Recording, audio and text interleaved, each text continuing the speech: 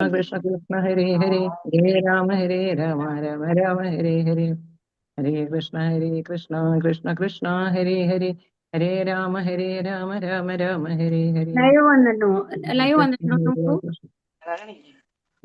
Live വന്നോ മാതാജി हरे कृष्ण प्रणाम राम हरे हरे हरे कृष्ण कृष्ण कृष्ण हरे हरे രാധാകോവിന്ദന്റെ കീഴിലുള്ള ഭാഗവത പഠനത്തിലേക്ക് എല്ലാവർക്കും അടിക്കാൻ പറ്റുമോ? ഓം അജ്ഞാനതിമിരാന്തസ്യ ജ്ഞാനാഞ്ജനശലാകയാ ചക്ഷുരം വിദിതം യേന തസ്മൈ ശ്രീഗുരവേ നമഃ സംസ്ഥാപിതം ഭൂതലേ സ്വയം രൂപകഥാമഖ്യം ദദാന്തി സുപദാന്തി വന്ദേഹം ശ്രീഗുരു കമലം ശ്രീഗുരും വൈഷ്ണവാഞ്ച ശ്രീരൂപം സാഗ്രജാതം സഗണരഘുനാഥാനിതം താം സജീവം സാ അദ്വൈതം സാവധൂതം പരിജനസഹിതം ശ്രീകൃഷ്ണ ചൈതന്യദേവം ശ്രീരാധാ കൃഷ്ണപാദാൻ സഗണലളിത ശ്രീവിശാഖാനിധംശ്ച ഹേ കൃഷ്ണ കരുണാ സിന്ധോ ദീനബന്ധോ ജഗത്പദേ ഗോപേശ ഗോപികാ കാന്ത രാധാ കാന്ത നമോസ്തുതേ തപ്ത കാഞ്ചന ഗൗരാംഗീ രാധേ വൃന്ദാവനേശ്വരി വൃഷഭാനുസുതേ ദേവി പ്രണമാമി ഹരിപ്രിയേ വാഞ്ചാകൽപതരൂപ്യശ്ച കൃപാ സിന്ധുഭ്യേവ ച പതിതാനാം പാവനേഭ്യോ വൈഷ്ണവേഭ്യോ നമോ നമഃ നമാവം വിഷ്ണുപാദായ കൃഷ്ണപ്രേഷ്ഠായ ഭൂതലേ ശ്രീമതേ ഭക്തിവേദാന്ത സ്വാമിൻ ഇതി നാമിനി നമസ്തേ സാരസ്വതേ ദേവേ ഗൗരവാണി പ്രചാരിണേ നിർവിശേഷ ശൂന്യവാദി പാശ്ചാത്യരിണേ നമാവം വിഷ്ണുപാദായ കൃഷ്ണപ്രേഷ്ഠായ ഭൂതലേ ശ്രീമതേ ജയപതാക സ്വാമിൻ ഇതി നാമിനി നമാചാര്യപാദായ നിതായ കൃപപ്രദായിനി ഗൗരകഥാദാമതായ നഗരഗ്രാമതാരിണി നാരായണം നമസ്കൃഭ്യ നരം ചൈവ നരോത്തമം ദേവീം സരസ്വതീം വ്യാസം തതോ ജയമുദീരയത് നഷ്ടപ്രായേഷു ഭദ്രേഷു നിത്യം ഭാഗവത സേവയാ ഭഗവതീർ ഉത്തമ ശ്ലോകേ ഭക്തിർഭവതി നൈഷ്ഠികി ജയ ശ്രീകൃഷ്ണ ചൈതന്യ പ്രഭു നിത്യാനന്ദ ശ്രീ അദ്വൈത ഗദാധര ശ്രീവാസാദി ഗൗരഭക്തവൃന്ദ ഹരേ കൃഷ്ണ കൃഷ്ണ കൃഷ്ണ ഹരേ ഹരേ ഹരേ രാമ രാമ രാമ ഹരേ ഹരേ ഹരേ കൃഷ്ണ. കൃഷ്ണ പ്രണവം മാതാജി. നമ്മളെ എട്ടാമത്തെ എവിടം വരെ എടുത്തത്? പാരഗ്രാഫ് കഴിഞ്ഞു തോന്നുന്നു അല്ലെ? 31ാമത്തെ ശ്ലോകത്തിലെ 3 പാരഗ്രാഫ് ഭാവാർത്ഥം. അപ്പൊ നമ്മൾ എന്താ പറഞ്ഞിരുന്നത്? ഭാവാർത്ഥത്തിൽ എന്താണ് പറഞ്ഞുകൊണ്ടിരുന്നിരുന്നത്? ഭഗവത്ഗീത 8:15 സ്ഥിതി, അത് ആ ഒരു പാരഗ്രാഫ് നമ്മൾ പറഞ്ഞ് അവസാനിപ്പിച്ചു അല്ലെ? ഒരു പരിശുദ്ധ ഭക്തൻ ഭഗവാനെ 100% ഭക്തൻ എന്നതിൽ ഉപരി മറ്റൊന്നുമല്ല എന്നുള്ളതാണ്. അതായത് ഇപ്പൊ യോഗികളായിട്ടുള്ള ആൾക്കാര്, അതായത് ഭഗവാന്റെ ഭക്തിയുടെ സേവനം ചെയ്തിട്ട് ആത്മീയധാമത്തിൽ പോയ ആൾക്കാർക്ക് വീണ്ടും ഇവിടെ തിരിച്ചു വരേണ്ട ആവശ്യമില്ല. ഇത് എന്ന് പറയുന്നത് എന്താണ്? ഒരു ദുഃഖാലയാണ് എന്നുള്ളതാണ് പറഞ്ഞുകൊണ്ടിരുന്നിരുന്നത് അല്ലെ? അപ്പൊ എന്ത് വേണം? അപ്പൊ അതിനെന്ത് വേണം? ഭഗവത് സംസർഗം വേണം. അത് ആ പ്രാപ്തമാക്കണമെന്നുണ്ടെങ്കിൽ എന്താ വേണ്ടത്? നമ്മൾക്ക് ഒരു ഭക്തര സംഘം വേണം, അതിലിരുന്ന് ഭക്തിയുടെ സേവനങ്ങൾ ചെയ്യണം എന്ന് പറയുന്നത്. അങ്ങനെയുള്ള ആൾക്കാർക്ക് ശരിക്കും ഭക്തിയിൽ ആകർഷണം വന്നു കഴിഞ്ഞാല്, അതുപോലെ ഈ ഭഗവത്ഗീത ഭാഗവതം പഠനം അതൊക്കെ ചെയ്യുന്ന ആൾക്കാർക്ക് ഒരിക്കലും എന്തിലും ആഗ്രഹം ഉണ്ടാവില്ല? ബാക്കിയുള്ള ഏത് മോക്ഷത്തിലും ആഗ്രഹം ഉണ്ടാവില്ല. സ്വർഗത്തിൽ പോകാനും ആഗ്രഹം ഉണ്ടാവില്ല, ബ്രഹ്മജ്യോതിയില് ലയിക്കാനും ആഗ്രഹം ഉണ്ടാവില്ല. അവരാഗ്രഹം എന്താണ്? ഭഗവാന്റെ പാദാരവിന്ദങ്ങളിൽ എത്തണം എന്നുള്ളത് മാത്രമായിരിക്കും അവരുടെ ആഗ്രഹം എന്നുള്ളതാണ്. എന്നാൽ അവർ അതിനു പോലും ശരിക്കും ശുദ്ധഭക്തന്മാരുടെ അവസ്ഥ എന്ന് പറയുന്നത് അവര് അതിനു പോലും ആഗ്രഹിക്കില്ല എന്നുള്ളതാണ്. എന്താണ്? ഭഗവാന്റെ സേവനം ചെയ്തുകൊണ്ട് എപ്പോഴും ഭഗവാൻ കൂടെ ഉണ്ടാവണം, ഭഗവാൻ എപ്പോഴും മനസ്സിലുണ്ടാവണം എന്നുള്ളത് മാത്രമാണ് അവരുടെ ആഗ്രഹം ഉണ്ടാവുക. അതാണ് നമ്മൾ ശിക്ഷാഷ്ടകത്തിലെ അവസാനത്തെ 4 വരികൾ പലതവണ നമ്മൾ പറഞ്ഞിട്ടുണ്ട് അല്ലെ? ആശ്ലിഷ്യവാം പാദരത്താം പുനഷ്ടമാം. അതായത് ഭഗവാൻ എന്നെ എവിടെ വെച്ചാലും എനിക്ക് കുഴപ്പമില്ല, സ്വർഗത്തിലായാലും കുഴപ്പമില്ല, നരകത്തിലായാലും കുഴപ്പമില്ല, എന്നെ അടിച്ചാലും കുഴപ്പമില്ല, എന്നെ നന്നായി വെച്ചാലും കുഴപ്പമില്ല. എന്താണ് എന്റെ ആഗ്രഹം? അങ്ങ് തന്നെയാണ് എന്റെ ആശ്രയം. അങ്ങ് എന്നെ എന്ത് ചെയ്തു കഴിഞ്ഞാലും ഞാൻ അങ്ങേ വിട്ടു പോകില്ല എന്നുള്ള തരത്തിലുള്ള ഒരു മനോഭാവമാണ് ആർക്കുണ്ടാവുക? ശുദ്ധഭക്തനുണ്ടാവുക. അതുപോലെ തന്നെ അതുകൊണ്ട് തന്നെ ശുദ്ധഭക്തന് നരകമായാലും സ്വർഗമായാലും ഒന്നും വ്യത്യാസമില്ല. എവിടെ ഭഗവാൻ വെച്ച് കഴിഞ്ഞാലും അതില് സന്തുഷ്ടനായിരിക്കും എന്നുള്ളതാണ്. എവിടെ പോയാലും വൃന്ദാവനാണ് എന്ന് പറയില്ലേ ഭക്തന്മാര്? അതാണ്, ആ കൺസെപ്റ്റാണ് അവർക്ക് ഉണ്ടാവുക. ഈ ഓം നമോ ഭഗവതേ വാസുദേവായ, ഓം നമോ ഭഗവതേ വാസുദേവായ, ഓം നമോ ഭഗവതേ വാസുദേവായ. ഈ ശ്ലോകത്തിലെ ശാന്തം, ആനന്ദം എന്നീ പദങ്ങൾ ശ്രദ്ധിക്കേണ്ടതാണ്. ഭഗവത് ഭക്തിയുടെ സേവനത്തിന് ഭക്തനിൽ ശാന്തി, സംതൃപ്തി എന്നീ 2 സുപ്രധാന അനുഗ്രഹങ്ങൾ ചൊരിയാൻ കഴിയുമെന്ന് അവ സൂചിപ്പിക്കുന്നു. പരമസത്യവുമായി ഒന്നാകാനാണ് നിരാകാരവാദി അഭിലേഷിക്കുന്നത്. മറ്റൊരു വിധത്തിൽ പറഞ്ഞാൽ അയാൾ പരമപ്രഭുവാകാൻ ആഗ്രഹിക്കുന്നു. എന്നാൽ അത് ഭാവന മാത്രമാണ്. വിവിധ യോഗശക്തികളാൽ ഭാരഗ്രസ്തരാണ് നിഗൂഢ യോഗികൾ. ആകയാൽ അവർക്ക് ശാന്തിയോ സംതൃപ്തിയോ ഉണ്ടായിരിക്കുകയില്ല. എന്നാൽ ഭക്തൻ പരമപരിപൂർണനുമായി സംസർഗത്തിൽ ആയതിനാൽ അയാൾക്ക് ശാന്തിയും സംതൃപ്തിയും ഉള്ളവനായി തീരാൻ കഴിയുന്നു. അതിനാൽ പരമസത്യത്തിൽ ലയിക്കുന്നതിലോ യോഗസിദ്ധികൾ നേടുന്നതിലോ ഭക്തന് താല്പര്യമില്ല. അപ്പൊ ഇവിടെ എന്താ പറയുന്നത്, ഭഗവാനെ നിരാകാരവാദികൾ എന്ന് പറഞ്ഞു കഴിഞ്ഞാൽ ഭഗവാന് രൂപമില്ല എന്നുള്ള രീതിയിൽ ഭഗവാനെ ധ്യാനിക്കുന്ന ആൾക്കാരാണ് എവിടെ എത്തുന്നത്, ബ്രഹ്മജ്യോതിയിൽ എത്തുന്നത് അല്ലെ. അപ്പൊ ആ ബ്രഹ്മജ്യോതിയിൽ എന്തുകൊണ്ടാണ് അവരുടെ ആഗ്രഹം എന്താണ്, അഹം ബ്രഹ്മാസ്മി എന്നുള്ളത് പറയാറുണ്ട്. എന്താണ്, ഞാൻ ബ്രഹ്മമാകുന്നു എന്നുള്ളതാണ്. അതായത് നമ്മൾ മരിച്ചു കഴിഞ്ഞാല് ഭഗവാനിലേക്ക് ചേരുന്നു, അതായത് ഭഗവാനാകുന്നു എന്ന് പറഞ്ഞു കഴിഞ്ഞാൽ അതിന്റെ അർത്ഥം എന്താണ്, ഭഗവാനാണ് എല്ലാത്തിനെയും കൺട്രോൾ ചെയ്യുന്നത് അല്ലെ. എല്ലാം നിശ്ചയിക്കുന്നത് ഭഗവാനാണ്, നമ്മളുടെ ഓരോ കാര്യങ്ങളും നടത്തി തരുന്നത് ഭഗവാനാണ്, നമ്മൾക്ക് ജീവിക്കാനുള്ള എല്ലാ വകകളും തരുന്നത് ഭഗവാനാണ് പരമനിയന്താവ് എന്ന് പറയുന്നത്. ആ ഒരു ഭഗവാൻ ആവാനുള്ള ഒരു ആഗ്രഹമാണ് പുള്ളില്. അതായത് ഈ മരിച്ചു കഴിഞ്ഞാൽ ഞാൻ ഭഗവാനാകുന്നു എന്നുള്ളത് പറയുമ്പോൾ എന്താണ്, എല്ലാത്തിനും നിയന്ത്രിക്കാൻ എനിക്ക് കഴിയുന്നു എന്നുള്ളതാണ് അല്ലെ. അതാണ് ഇവിടെ പറയുന്നത്. അപ്പൊ യജമാനനാവാനാണ് അവർ ആഗ്രഹിക്കുന്നത്. പക്ഷെ അത് ഒരിക്കലും സാധ്യമല്ല. ഭഗവാന്റെ അതേ അംശങ്ങളാണ് നമ്മള് എന്നുണ്ടെങ്കിൽ കൂടി ഒരിക്കലും ആ ഒരു അളവില് ഭഗവാനാവാനായിട്ട് നമ്മൾക്ക് സാധിക്കില്ല എന്നുള്ളതാണ്. അപ്പൊ അതുകൊണ്ട് എന്താണ് പറയുന്നത്, അവര് ആ ആഗ്രഹങ്ങൾക്കുള്ളിലുള്ള കാരണം കൊണ്ട് അവർക്ക് ഒരിക്കലും സന്തോഷം സമാധാനം ഉണ്ടാവില്ല. അപ്പൊ നമ്മൾക്ക് അറിയാം, വിശ്വാമിത്രന്റെ കഥയൊക്കെ നമ്മൾ കണ്ടതാണ് അല്ലെ. വിശ്വാമിത്രനും വസിഷ്ഠനും അത്രയും വലിയ യോഗ്യവര്യന്മാരായിരുന്നു. പക്ഷെ അവര് തമ്മിൽ എത്ര ആ ഒരു തൃശങ്കുവിന്റെ പേരിൽ നടന്ന കഥകളൊക്കെ നിങ്ങൾക്ക് അറിയാവുന്നതാണ് അല്ലെ. തൃശങ്കുവിന് ഒരാൾ പറയും അവിടേക്ക് പോകാൻ പറ്റില്ല, വസിഷ്ഠൻ പറഞ്ഞു പരമ ധാമത്തിലേക്ക് പോകാനായിട്ട് അതിന് യോഗ്യതകൾ വേണം, അത് ഭഗവാൻ ഇച്ഛയില്ലാണ്ട് അവിടേക്ക് പോകാൻ പറ്റില്ല, ഈ യോഗസിദ്ധി കൊണ്ട് അവിടെ പോകാൻ പറ്റില്ല എന്ന് വസിഷ്ഠൻ പറഞ്ഞു. അപ്പോൾ വിശ്വാമിത്രൻ പറഞ്ഞു, ഇല്ല, എന്റെ യോഗശക്തി കൊണ്ട് തൃശങ്കുവിനെ ഞാൻ അവിടെ എത്തിക്കും എന്നുള്ളതായിരുന്നു വാശി. പക്ഷെ അതിന് സാധിക്കാതെ വന്നപ്പോഴാണ് എന്ത് സൃഷ്ടിച്ചത്, തൃശങ്കു സ്വർഗം സൃഷ്ടിച്ചത് അല്ലെ. അപ്പൊ എന്താണ് നമ്മൾ ഇതിൽ നിന്ന് മനസ്സിലാവണത്, അത്രയും യോഗ്യവര്യന്മാരായിരുന്നിട്ടും അത്രയും യോഗസിദ്ധികൾ ഉണ്ടായിരുന്നിട്ടും അവർ ജീവിതത്തിൽ സന്തോഷവാന്മാരായിരുന്നോ? ഇല്ല. അതുപോലെ തന്നെ മറ്റുള്ളവരുമായിട്ട് ഒരു കമ്പാരിസൺ, അതായത് വസിഷ്ഠനേക്കാളും ഞാൻ മേലെയാണ് എന്നുള്ള ഭാവം ആർക്കുണ്ടായിരുന്നു, വിശ്വാമിത്രനുണ്ടായിരുന്നു അല്ലെ. അപ്പൊ ഇതൊക്കെ പോയി. അപ്പൊ നമ്മളും അവരും തമ്മിൽ എന്താണ് വ്യത്യാസമുള്ളത്, ഈ യോഗസിദ്ധികൾ കിട്ടി കഴിഞ്ഞിട്ട് ഒന്ന് ആലോചിച്ച് നോക്കൂ. നമ്മൾക്ക് വന്നിട്ട് ബുദ്ധിയില്ല, അറിവില്ലാത്തത് കൊണ്ടാണ് നമ്മൾ ഇങ്ങനെ ഇരിക്കണത് എന്ന് പറയാം. പക്ഷേ ഭഗവാനെ ധ്യാനിച്ച് ഈ യോഗസിദ്ധികളൊക്കെ നേടിയിട്ട് പോലും അവർക്ക് എന്തുണ്ടായിരുന്നില്ല, ശാന്തിയോ സംതൃപ്തിയോ ഉണ്ടായിരുന്നില്ല എന്നുള്ളതാണ്. എന്നാൽ ഒരു ഭക്തൻ എവിടേക്കാ പോകുന്നത്, ഭഗവാന്റെ ധാമത്തില് ഭഗവാനുമായിട്ടുള്ള ഭക്തി ചെയ്യുമ്പോൾ നമ്മൾക്ക് ഭഗവാനാണ് എന്ത് തരുന്നത്, ആ ദദാമി ബുദ്ധിയോഗം തം, നമ്മളുടെ എല്ലാ തെറ്റിദ്ധാരണകളും മാറ്റിയിട്ട് മറ്റുള്ളവരോടുള്ള അസൂയ, ഈർഷ്യ ഇതൊക്കെ നമ്മളിൽ നിന്ന് എടുത്തു കളഞ്ഞിട്ട് നമ്മളെ ശുദ്ധീകരിക്കുകയാണ് ചെയ്യുന്നത്. അങ്ങനെ ആ ശുദ്ധീകരണ പ്രക്രിയ നടന്നു കഴിഞ്ഞ് നമ്മൾ ശുദ്ധരായി മാറുമ്പോൾ എന്താണ്, എല്ലാവരെയും വിദ്യാവിനയ സമ്പന്നെ, എല്ലാവരെയും ഒരുപോലെ കാണാനായിട്ട് സാധിക്കും. ആരോടും വിദ്വേഷം ഉണ്ടാവില്ല എന്ന് മാത്രമല്ല, എല്ലാവരോടും സ്നേഹമായിരിക്കും നമ്മൾക്ക് ഉണ്ടാവുക. അതുകൊണ്ട് തന്നെ അവർക്ക് എന്ത് ലഭിക്കുന്നു, ശാന്തിയും സംതൃപ്തിയും ലഭിക്കുന്നു. അതിനാൽ പരമസത്യത്തിൽ ലയിക്കുന്നതിനോ യോഗസദ്ധികൾ നേടുന്നതിനോ ഭക്തന് താല്പര്യമില്ല. അപ്പൊ ഭക്തനറിയാം എന്തെന്ന്, ഈ ഏത് ലെവലിൽ പോയിട്ടും കാര്യമില്ല, ഈ മനസ്സ് ശുദ്ധീകരിച്ചാൽ മാത്രമാണ് നമ്മൾക്ക് എന്ത് കിട്ടുള്ളൂ, സന്തോഷ സമാധാനം കിട്ടുള്ളൂ. ആദ്യം മനസ്സ്, നമ്മൾക്ക് എത്ര പദവി ലഭിച്ചിട്ടും കാര്യമില്ല, എത്ര നമ്മള് വെള്ളത്തിൽ കൂടെ നടക്കാം, നമ്മൾക്ക് മറ്റുള്ളവരെ കാണാതെ ഇൻവിസിബിൾ ആയിട്ട് ഇരിക്കാം, ഈ നമ്മൾക്ക് അത്രയും വലുതാവാനായിട്ട് സാധിക്കും. ഈ കഴിവുകൾ എന്ത് കിട്ടിക്കഴിഞ്ഞു കഴിഞ്ഞാലും മനസ്സിൽ സമാധാനം ഇല്ലെങ്കിൽ വല്ല കാര്യമുണ്ടോ, ഇല്ല അല്ലെ. ഒരു സ്വർണ്ണക്കൂട്ടിന്റെ ഉള്ളിൽ ഇരുന്ന് കഴിഞ്ഞു കഴിഞ്ഞാൽ നമ്മൾക്ക് ഭക്ഷണം കിട്ടുന്നില്ലെങ്കിൽ നമ്മുടെ അവസ്ഥ എന്താ, വിശപ്പാണ്. ബാക്കിയുള്ളവർക്ക് കാണുമ്പോൾ സ്വർണ്ണക്കൂട്ടിന്റെ ഉള്ളിലാണ് ഇരിക്കണത് അല്ലെ. വിശന്ന് കഴിഞ്ഞു കഴിഞ്ഞാൽ പിന്നെ കണ്ണും മുഖം കാണില്ല എന്നുള്ള പോലെയാണ് അല്ലെ. അപ്പൊ അതാണ് പറയുന്നത്. അപ്പോ നമ്മൾക്ക് എന്താണ് വേണ്ടത്, പദവികളും ഇതൊന്നും അല്ല വേണ്ടത്. എന്താണ് വേണ്ടത്, ശാന്തിയും സമാധാനവും സന്തോഷവുമാണ് വേണ്ടത്. അതിനെന്ത് വേണം, ഭഗവാനുമായിട്ടുള്ള ബന്ധം വേണം, ഭഗവാന്റെ അനുഗ്രഹം വേണം എന്നുള്ളതാണ് ഇവിടെ പറയുന്നത്. ഭഗവത് പ്രേമപ്രാപ്തി എന്നതുകൊണ്ട് അർത്ഥമാക്കുന്നത് മറ്റെല്ലാ പ്രലോഭനങ്ങളിൽ നിന്നുമുള്ള പൂർണ്ണമോചനമാണ്. ധർമ്മിഷ്ഠനാവുക, ധനികനാവുക, അഥവാ ഒന്നാം തരം ആസ്വാദകനാവുക, യോഗശക്തികൾ നേടുക, എന്തും ചെയ്യുകയും നേടുകയും വഴി അത്ഭുതകരമായി പ്രവർത്തിക്കുക, ഈശ്വരനാകുക എന്നിങ്ങനെ ബദ്ധാത്മാവിന് അനവധി ആഗ്രഹങ്ങളുണ്ട്.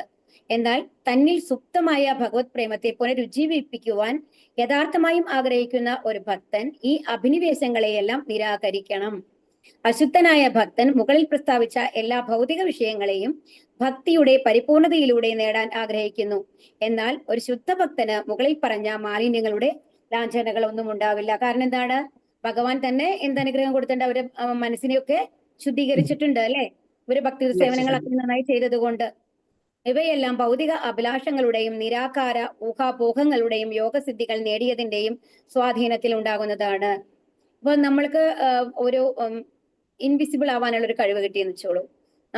അപ്പൊ നമ്മൾക്ക് തോന്നും, ഓ, ആരും എന്നെ കാണുന്നില്ല, എന്ത് വേണമെങ്കിലും എനിക്ക് ചെയ്യാം, അല്ലെ, എനിക്ക് ഇഷ്ടമുള്ള എന്ത് വേണമെങ്കിലും ചെയ്യാം എന്നുള്ളൊരു ഭാവം നമ്മുടെ ഉള്ളിൽ വരും. എന്ത് തെറ്റ് ചെയ്താലും ആരും കാണില്ലല്ലോ എന്നുള്ളത്. അതാണ് പറയുന്നത്. അപ്പൊ യോഗസിദ്ധികൾ, ഓരോ യോഗസിദ്ധികൾക്കും അനുസരിച്ച് എന്താണ്, അതിനനുസരിച്ച് മറ്റുള്ളവരെ ചീറ്റ് ചെയ്യാനുള്ള അങ്ങനത്തെ ഒരു പ്രവണത നമ്മുടെ ഉള്ളിൽ വരും. നമ്മൾ വലിയ ആളാണെന്നുള്ള ഭാവം നമ്മൾക്ക് ഉണ്ടാവും എന്നുള്ളതാണ്. അപ്പൊ ശുദ്ധ ഭക്തിയുത സേവനത്താൽ അല്ലെങ്കിൽ പ്രേമത്തിലുള്ള പാണ്ഡിത്യം നൽകുന്ന പരിശ്രമത്താൽ ഒരുവന് ഈശ്വര പ്രേമം അഥവാ ഭഗവത് പ്രേമം എന്ന അവസ്ഥ പ്രാപ്തമാക്കാൻ കഴിയും. പക്ഷേ അതിന് പകരം എന്താണ് ചെയ്യേണ്ടത്? ശുദ്ധ ഭക്തിയുത സേവനം ചെയ്യുക. നമ്മൾ ആരുമല്ല, എല്ലാം ഭഗവാനാണ് നമ്മൾക്ക് തന്നിട്ടുള്ളത്, നമ്മളൊരു സേവകൻ മാത്രമാണ് എന്നുള്ള ഭാവത്തില് ഭക്തിയുത സേവനങ്ങൾ ചെയ്യുമ്പോഴോ എന്താ ഉണ്ടാവുന്നത്? ഈശ്വര പ്രേമം, നമ്മൾക്ക് ഭക്തി ലഭിക്കുന്നു, ഈശ്വരനോട് പ്രേമം ലഭിക്കുന്നു. അതിലെ ഏറ്റവും രസകരമായിട്ടുള്ള കാര്യം എന്താണെന്നുണ്ടെങ്കിൽ, ഒരു ശുദ്ധ ഭക്തനായി മാറിക്കഴിഞ്ഞു കഴിഞ്ഞാല് എന്താണ് പറയുന്നത്? യോഗക്ഷേമം വഹാമ്യഹം. ഭഗവാൻ എന്ത് പറയുന്നു നമ്മളോട്? അനന്യ ചിന്തയന്തോ മാമിയജന പരിപാലേ. കാരണം വേറൊരു ചിന്തയില്ലാതെ ഭഗവാനെ ഉപാസിക്കുന്ന ആൾക്കാർക്ക് ഭഗവാൻ അവർക്കുള്ളത് നിലനിർത്തി കൊടുക്കും, ഇല്ലാത്തത് കൊടുക്കുകയും ചെയ്യും എന്നുള്ളതാണ്. അപ്പൊ ഈ ഭൗതിക കാര്യങ്ങളിലാണെന്നുണ്ടെങ്കിലും അവർ നല്ല ലെവലിലാണ് ഉണ്ടാവുക. ഒന്നും ഇല്ലാത്ത ആൾക്കാരായിട്ട് ഭഗവാൻ വെക്കില്ല. ഭഗവാൻ അവർക്ക് വേണ്ട എല്ലാ കാര്യങ്ങളും ഭഗവാൻ എത്തിച്ചു കൊടുക്കും എന്നുള്ളതാണ്. അപ്പൊ ഭഗവാനാണ് നമ്മൾക്ക് ഒരു സാധനം കൊണ്ടു തരണമെന്നുണ്ടെന്നുണ്ടെങ്കിൽ അത് ചെറിയ കാര്യങ്ങളായിരിക്കുമോ? എല്ലാം നല്ല വിഷയങ്ങളല്ലേ ഭഗവാൻ നമുക്ക് ചെയ്തു തരുള്ളൂ. ഭഗവാൻ ചെയ്യുന്നത് എല്ലാം ഹൈ ക്ലാസ് ആണ്, അല്ലേ? അപ്പൊ ഒരു ഭഗവാന്റെ ഭക്തന് ലഭിക്കുന്നത് എല്ലാം ഹൈ ക്ലാസ് കാര്യങ്ങളായിരിക്കും, ഭൗതികമായാലും ആത്മീയമായാലും എന്നുള്ളതാണ് മനസ്സിലാക്കേണ്ടത്. കൂടുതൽ വ്യക്തമായി പറഞ്ഞാൽ, ഭഗവത് പ്രേമാവസ്ഥ നേടാൻ ഒരാൾ ആഗ്രഹിക്കുന്നു എങ്കിൽ നിശ്ചയമായും അയാൾ ഭൗതിക ആസ്വാദനത്തിനുള്ള എല്ലാ ആഗ്രഹങ്ങളും ഉപേക്ഷിക്കണം. മറ്റു ദേവന്മാരെ ആരാധിക്കുന്നതിൽ നിന്നും ഒഴിഞ്ഞു നിൽക്കണം. ഇവിടെ എന്താ പറയുന്നത്? അകാമ കാമോവ മോക്ഷകാമ ഉദാരതി എന്നാണ് പറയുന്നത്. അപ്പൊ അതിലെന്താ പറയുന്നത്? ഏത് ആഗ്രഹങ്ങളാണെങ്കിലും നിങ്ങൾക്കിപ്പോ വീട്ടിലത്തെ കാര്യങ്ങൾ ഇപ്പൊ പറയാണ്, ഇപ്പൊ എനിക്കാണെന്നുണ്ടെങ്കിൽ എന്റെ വീട്ടില് ഭക്തി സേവനങ്ങൾ ചെയ്യാനുള്ള സാഹചര്യങ്ങളൊന്നുമില്ല, വീട്ടിലെല്ലാവരും അതിന് സമ്മതിക്കുന്നില്ല, എല്ലാവരും അതിന് എതിരാണ് എന്നുള്ള കാര്യങ്ങളൊക്കെ ഉണ്ടാവുമ്പോ നമ്മൾക്കത് ഭൗതിക കാര്യങ്ങളായിരിക്കാം, അല്ലെ?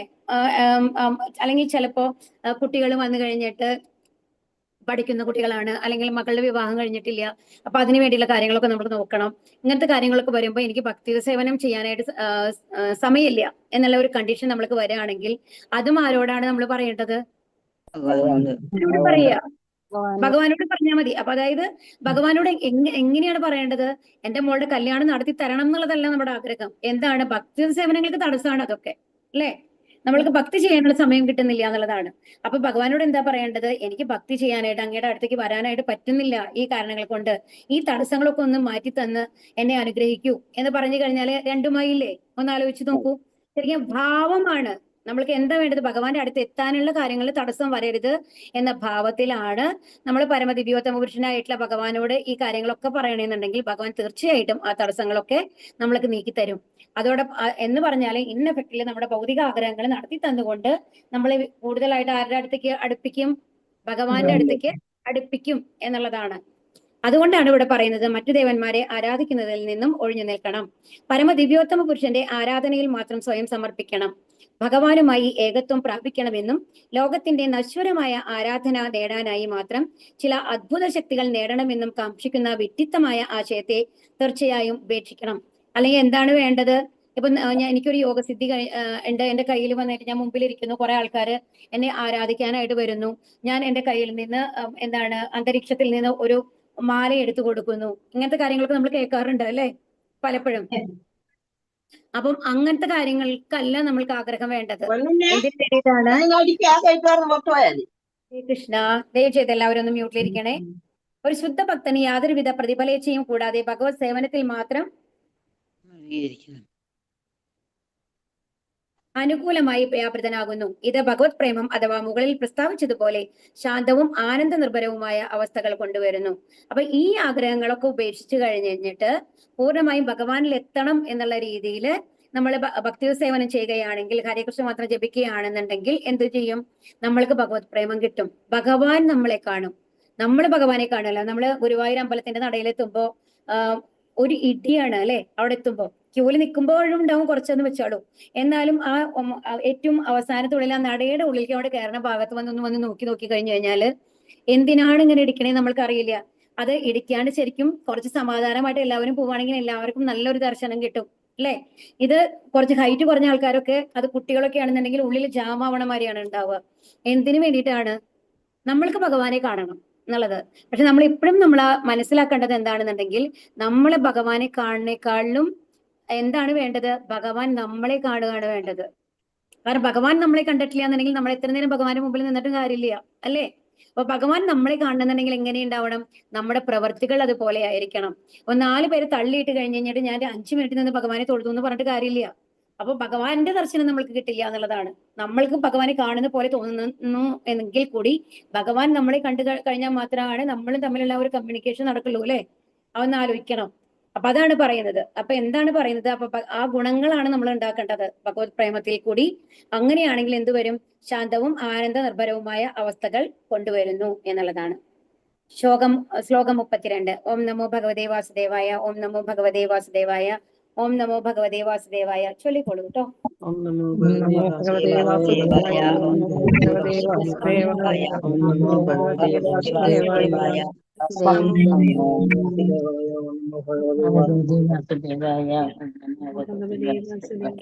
ശ്രുതീതേ നൃപവേദ ഗീതേ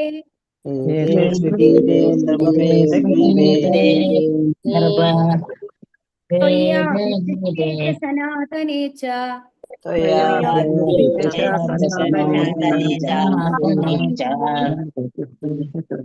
വൈ പുരാ ബ്രഹ്മണ ആഹതുഷ്ട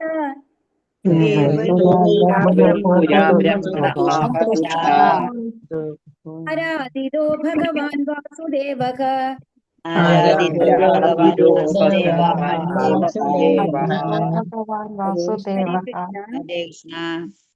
ഏതേ വിവരിച്ചതെല്ലാം ശ്രുതി മാർഗം ഹേ അങ്ങേക്ക്, കൃപ ഹേ പരീക്ഷിത് മഹാരാജാവേ, വേദഗീതേ വേദങ്ങളുടെ അഭിപ്രായം അനുസരിച്ച്, ത്വയാ അങ്ങ്, അഭിപൃഷ്ടേ യഥോചിതം അന്വേഷിച്ച്, ച സനാതനെ സനാതന സത്യത്തെ സംബന്ധിക്കുന്ന കാര്യത്തിൽ, ച കൂടി, ഏത്, വൈ നിശ്ചയമായും, പുരാ മുമ്പ്, ബ്രഹ്മണേ ബ്രഹ്മദേവന്, ആകാ പറഞ്ഞു, തുഷ്ടക സന്തുഷ്ടനായി, ആരാധിതക ആരാധിക്കുകയാൽ, ഭഗവാൻ വാസുദേവക ഭഗവാൻ ശ്രീകൃഷ്ണൻ. വിവർത്തനം. ശ്രീല പ്രഭുപാദിക്ക് ജയ്. അല്ലയോ പരീക്ഷിത് മഹാരാജൻ, അങ്ങയുടെ ഉചിതമായ അന്വേഷണങ്ങൾക്ക് ഞാൻ നൽകിയ ഉത്തരങ്ങളെല്ലാം തന്നെ വേദാനുസൃതവും സനാതന സത്യവുമാണെന്ന് മനസ്സിലാക്കിയാലും യഥോചിതമായി ആരാധിക്കയാൽ ഭഗവാൻ ആരിലാണോ സംപ്രീതനായത് ആ ബ്രഹ്മാവിന് ശ്രീകൃഷ്ണ ഭഗവാൻ സ്വയം ഇത് വിശദമാക്കിയിരിക്കുന്നു. എന്തായിരുന്നു പരീക്ഷിത് മഹാരാജാവിന്റെ ചോദ്യങ്ങൾ ഓർമ്മയുണ്ടോ? നമ്മൾ ജീവിച്ചിരിക്കുമ്പോൾ എന്താണ് ചെയ്യേണ്ടത്? സമയത്ത്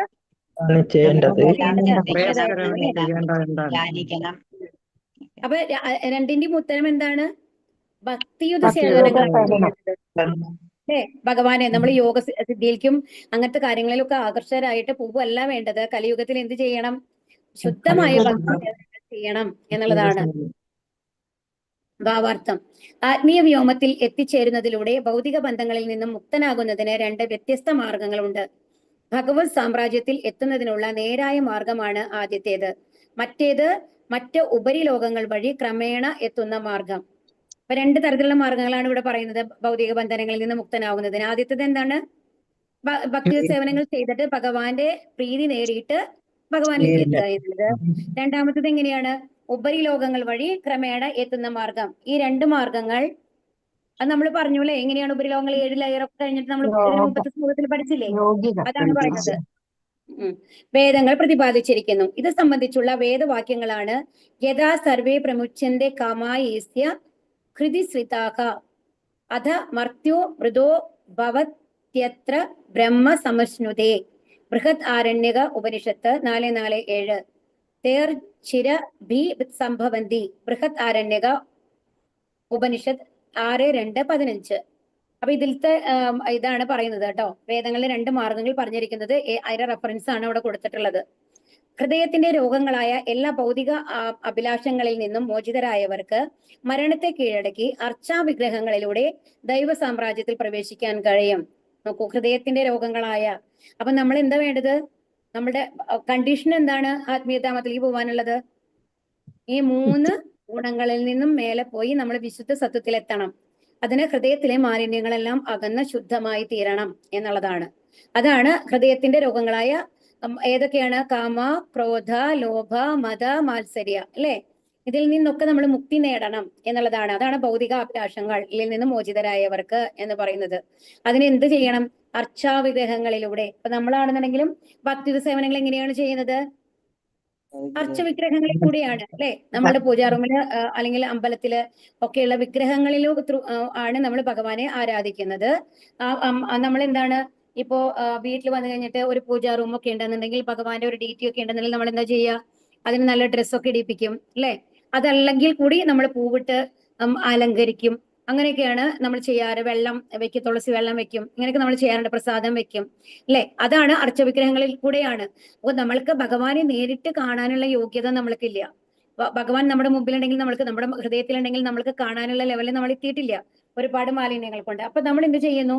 ഭഗവാന്റെ രൂപത്തിലെ മുമ്പില് ഏതെങ്കിലും ഒരു ബ്രാസിന്റെയോ അങ്ങനെ എന്തെങ്കിലും മട അല്ലെങ്കിൽ ഒരു ഫോട്ടോ ഏതെങ്കിലും വെച്ച് കഴിഞ്ഞിട്ട് അതിനെ ആരാധിക്കുകയാണ് ചെയ്യുന്നത്, അല്ലെ? അപ്പൊ പക്ഷേ എന്താണ് പറയുന്നത് എന്നുണ്ടെങ്കിൽ, ഒരു ചെറിയ ഭഗവാന്റെ ഒരു ന്യൂസ് പേപ്പറിൽ നിന്ന് ഒട്ടിച്ചു വെച്ച ഒരു പടമാണെങ്കിൽ കൂടി അതിൽ കൂടി ഭഗവാൻ നമ്മളിലേക്ക് എത്തും എന്നാണ് പറയുന്നത്. ഭഗവാന് അത്രയും കാരുണ്യാണ്. നമ്മൾ ആ ഭാവത്തോട് കൂടിയിട്ട് ഭഗവാനാണ് എന്ന് വെച്ചുകൊണ്ട് അതിനെ ഒരു പൂജാറൂമിൽ വെച്ച് കഴിഞ്ഞു കഴിഞ്ഞിട്ട് നമ്മൾ വെള്ളം വെക്കും, പ്രസാദം വെക്കും ഒക്കെ ചെയ്തു കഴിഞ്ഞാൽ ഭഗവാൻ അത് സ്വീകരിക്കും എന്നുള്ളതാണ്. ഈ വേദവാക്യങ്ങൾ ശ്രീമദ് ഭാഗവതത്തിന്റെ പ്രസ്താവനയെ ദൃഢീകരിക്കുന്നു. രണ്ടാമത്തേത് വീണ്ടും ഉറപ്പിച്ചു പറഞ്ഞുകൊണ്ട് ശുകദേവ ഗോസ്വാമി പ്രകാരം പറയുന്നു: വാസുദേവനായ ശ്രീകൃഷ്ണ ഭഗവാൻ വേദവിജ്ഞാനത്തിന്റെ പ്രഥമാധികാരിയായ ബ്രഹ്മാവിന് ഈ സത്യം വെളിവാക്കി കൊടുത്തു. അപ്പൊ എന്താണ് ബ്രഹ്മാവിന് പറഞ്ഞു കൊടുത്തു, അല്ലെ? ആദ്യം ജനിക്കുന്ന സമയത്ത് ഇരുട്ടായിരുന്നു, നമ്മൾ പറഞ്ഞിട്ടുണ്ട് ഇതിനു മുമ്പ്. എന്നിട്ട് 1000 കൊല്ലം തപസ് ചെയ്തിട്ടുണ്ട്. തപ എന്നുള്ള വാക്ക് കേട്ട് കഴിഞ്ഞിട്ടാണ് ബോധം വരുന്നത്. എന്തിന്? ഭഗവാൻ ബ്രഹ്മാവിനെ ഞാൻ തപസ് ചെയ്യണം ഭഗവാനെ പ്രീതിപ്പെടുത്താൻ എന്നുള്ളത്. എന്നിട്ട് 1000 കൊല്ലം തപസ് ചെയ്തിട്ടാണ് ഭഗവാൻ പ്രീതി സന്തോഷിച്ച് എന്ത് ചെയ്യുന്നത്? വേദജ്ഞാനം പകർന്നു കൊടുക്കുന്നത്. അതാണ് ഇവിടെ പറഞ്ഞു കൊടുക്കുന്നത്. നമ്മൾ ഫസ്റ്റ് ശ്ലോകത്തിൽ പറയുന്നുണ്ട്, അല്ലെ? തേനെ ബ്രഹ്മ ഹൃദയ ആദികവേ എന്നല്ലേ പറയുന്നത്. അതാണ് ബ്രഹ്മാവിന്റെ ഹൃദയത്തിലേക്ക് ഈ സത്യം വെളിവാക്കി കൊടുത്തു. വേദങ്ങളിൽ ശ്രീകൃഷ്ണ ഭഗവാൻ ബ്രഹ്മാവിനും, ബ്രഹ്മാവ് നാരദനും, നാരദൻ വ്യാസദേവനും, പിന്നെ വ്യാസദേവൻ ശ്രീ ശുകദേവ ഗോസ്വാമിക്കും അരുളി ചെയ്തുവെന്ന് ഗുരു ശിഷ്യ പരമ്പര അവകാശപ്പെടുന്നു. അതിനാൽ വിവിധ വേദാധികാരികളുടെ അഭിപ്രായങ്ങൾക്ക് തമ്മിൽ വ്യത്യാസമില്ല. അതായത് ഇതിൽ ആരും പറഞ്ഞതാണെങ്കിലും അത് ഭഗവാൻ എന്താണോ പറഞ്ഞത് അത് തന്നെയാണ് ബ്രഹ്മാവ് അടുത്ത ആൾക്ക് വ്യാസദേവന് പറഞ്ഞു കൊടുത്തിട്ടുള്ളത്. വ്യാസദേവൻ ആ ഭഗവാൻ പറഞ്ഞ കാര്യങ്ങൾ തന്നെയാണ് നാരദന് പറഞ്ഞു കൊടുത്തിട്ടുള്ളത്. അവിടെ ഒരു കലർപ്പുമില്ല. അത് അങ്ങനെ തന്നെ പറഞ്ഞു കൊടുക്കുകയാണ് ചെയ്യുന്നത്. സത്യം അനാദിനമാകയാൽ സത്യത്തെക്കുറിച്ച് മറ്റൊരു നവീന അഭിപ്രായം ഉണ്ടാകുവാൻ യാതൊരു സാധ്യതയുമില്ല. വേദങ്ങളിൽ അടങ്ങിയിട്ടുള്ള ജ്ഞാനത്തെ അറിയുന്ന രീതിയാണിത്. ഒരുവന്റെ പാണ്ഡിത്യത്താലോ ഭൗതിക പണ്ഡിതന്മാരുടെ മൂടിയുള്ള വ്യാഖ്യാനങ്ങളാലോ മനസ്സിലാക്കേണ്ടുന്ന ഒരു വിഷയമല്ലിത്. സത്യം സത്യമാകയാൽ അതിൽ ഒന്നും തന്നെ കൂട്ടുവാനോ കുറയ്ക്കുവാനോ ഇല്ല. ഇതാണ് നമ്മൾ മനസ്സിലാക്കേണ്ടത്. എന്തൊക്കെയായാലും ഏതെങ്കിലും ഒരു പ്രമാണത്തെ നാം അംഗീകരിക്കേണ്ടതാകുന്നു. സാധാരണ ജനങ്ങളെ സംബന്ധിച്ചിടത്തോളം ആധുനിക ശാസ്ത്രജ്ഞന്മാരാണ് ചില ശാസ്ത്രീയ സത്യങ്ങൾ മനസ്സിലാക്കുന്നതിനുള്ള അധികാരികൾ. ശാസ്ത്രജ്ഞന്മാരുടെ പ്രസ്താവനകൾ സാമാന്യ ജനങ്ങൾ പിന്തുടരുന്നു. ഇതിനർത്ഥം സാധാരണ ജനങ്ങൾ ശാസ്ത്രജ്ഞന്മാരുടെ പ്രാമാണ്യത്തെ അംഗീകരിക്കൂ എന്നുള്ളതാണ്. ഇപ്പൊ പറയാണ്, നമ്മൾ പറഞ്ഞു ഹൈഡ്രജനും ഓക്സിജനും കൂടി ചേർന്നിട്ടാണ് വെള്ളം ഉണ്ടായിട്ടുള്ളത് എന്ന് പറഞ്ഞ് നമ്മളത് അംഗീകരിക്കണോ, അല്ലെ? നമ്മൾ ഓരോരുത്തരും അത് എക്സ്പെരിമെന്റ് ചെയ്ത് നോക്കാറുണ്ടോ? ഇല്ല. കാരണം എന്താണെന്നുണ്ടെങ്കിൽ നമ്മുടെ സയൻസ് ബുക്കിൽ നമ്മളെ എങ്ങനെയാണ് പഠിപ്പിക്കുന്നത്? പ്രാമാണികരായിട്ടുള്ള ശാസ്ത്രജ്ഞന്മാരാണ് അത് പറഞ്ഞിട്ടുള്ളത്, അത് സത്യമാണെന്ന് നമ്മൾ അംഗീകരിക്കണം. വേദജ്ഞാനവും സ്വീകരിക്കേണ്ടത് അഭ്യുതമാണ്. അതുപോലെ തന്നെയാണ് വേദങ്ങളിൽ പറഞ്ഞതെല്ലാം സത്യമാണ്. കാരണം ഭഗവാൻ പറഞ്ഞതാണത്. ഇപ്പോ ഇതില് നമ്മളുടെ ആധുനിക ശാസ്ത്രത്തിൽ പറയുന്നതിൽ പോലും കുറച്ച് തെറ്റുകൾ ഉണ്ടാവാം. കാരണം ആദ്യം നമ്മൾ പറഞ്ഞു ഭൂമി പരന്നതാണ് എന്നാണ് നമ്മൾ വിചാരിച്ചിരുന്നത്. പിന്നെയാണ് മനസ്സിലായത് എന്തെന്ന്, ഭൂമിക്ക് ഒരു ഗോളാകൃതിയാണ് എന്നുള്ളത്. അപ്പൊ ഈ പ്രമാണങ്ങൾക്കൊക്കെ ആധുനിക ശാസ്ത്രത്തിലെ പ്രമാണങ്ങൾ ഉണ്ടാക്കിയിട്ടുള്ളതൊക്കെ പൂർണ്ണമായിട്ടും എന്താണ്, നമ്മളുടെ ഇന്ദ്രിയങ്ങളൊക്കെ ഇംപെർഫെക്റ്റ് ആയതുകൊണ്ട് എല്ലാം പെർഫെക്ഷൻ ആയിരിക്കും, പൂർണ്ണത ഉണ്ടാവും നമുക്ക് പറയാൻ പറ്റില്ല. അതിൽ മാറ്റങ്ങൾ വരാം. പക്ഷെ വേദജ്ഞാനം തന്നിട്ടുള്ളത് ഭഗവാൻ ആയതുകൊണ്ട് അത് ഒരിക്കലും തെറ്റുണ്ടാവില്ല. അത് എത്ര കാലം കഴിഞ്ഞു കഴിഞ്ഞാലും അതിൽ പറയുന്നത് സത്യം സത്യമാണ് എന്നുള്ളതാണ്. ആകാശത്തിനുപരി എന്താണെന്നോ അഥവാ വിശ്വപ്രപഞ്ചത്തിന് ഉപരി എന്താണെന്നോ എന്നതിനെ കുറിച്ച് ഒരു സാധാരണ മനുഷ്യന് വാദപ്രതിവാദം നടത്താൻ കഴിയുകയില്ല. അതിനാൽ അയാൾ ആധികാരികമായ ഗുരുശിഷ്യ പരമ്പരയിലൂടെ പകർന്നു കിട്ടിയ വേദപ്രസ്താവനകളെ അതേപടി സ്വീകരിക്കേണ്ടതാണ്. അതുകൊണ്ട് തന്നെ അത് അതേപടി സ്വീകരിക്കണം. ഭഗവത്ഗീതയിലും ഇതേ പ്രക്രിയ ഗീതയെ മനസ്സിലാക്കുന്നതിനായി 4-ാം അധ്യായത്തിൽ പറഞ്ഞിരിക്കുന്നു. ഏവം പരമ്പര പ്രാപ്തം, അങ്ങനെ തന്നെയാണ് പറയുന്നത് അല്ലെ. പരമ്പരയിൽ കൂടി വരുന്നതാണ്, അത് അതേപടി സ്വീകരിക്കണം എന്നുള്ളതാണ് പറഞ്ഞു കൊടുത്തുള്ളത്. വിവസ്വാൻ ഇക്ഷാകുവിന് പറഞ്ഞു കൊടുത്തു, മനുവിന് പറഞ്ഞു കൊടുത്തു, മനു ഇക്ഷാകുവിന് പറഞ്ഞു കൊടുത്തു. അതിൽ പറയുന്നുണ്ട്, ആചാര്യന്മാരുടെ ആധികാരികമായ വീക്ഷണങ്ങളെ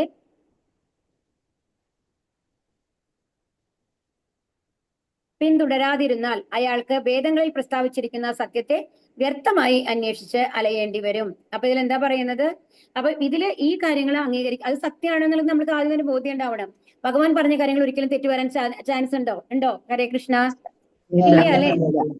അപ്പൊ അതുകൊണ്ട് അതെ. പക്ഷെ നമ്മൾക്കത് സ്വീകരിക്കാൻ കഴിയില്ലെങ്കിൽ എന്ത് വേണം? നമ്മൾ റിസർച്ച് ചെയ്ത് പോകണം.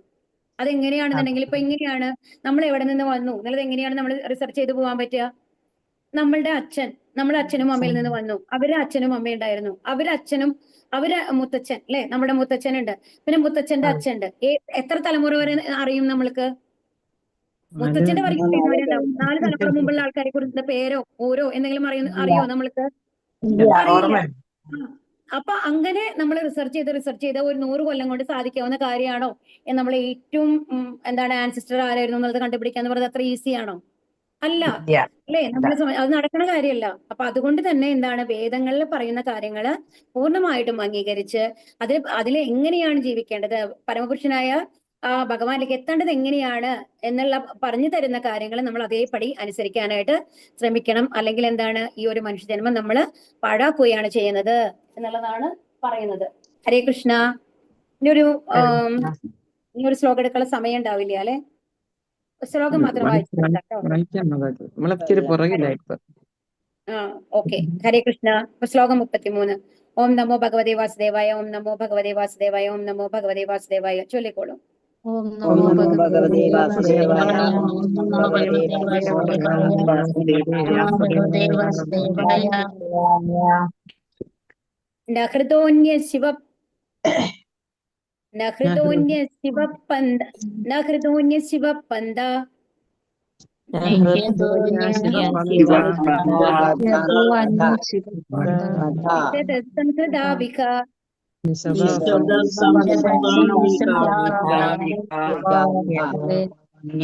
വാസുദേവേ ഭഗവതി ഭക്തിയോഗോ യതോ ഭവേത്.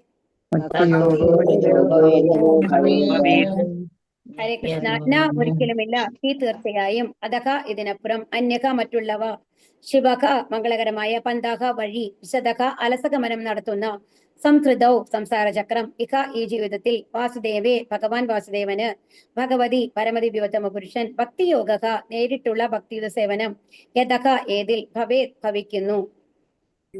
വിവർത്തനം. ശ്രീല പ്രഭുപാദിക്ക് ജയ്. ഭൗതിക പ്രപഞ്ചത്തിൽ സംസാര ചക്രത്തിൽ പെട്ട് ഉഴലുന്നവർക്ക് ശ്രീകൃഷ്ണ ഭഗവാന്റെ നേരിട്ടുള്ള ഭക്തിയുടെ സേവനം അല്ലാതെ മോക്ഷപ്രാപ്തിക്ക് മറ്റ് മംഗളകരമായ ഉപായങ്ങളൊന്നും തന്നെയില്ല. അപ്പൊ എന്ത് വേണം?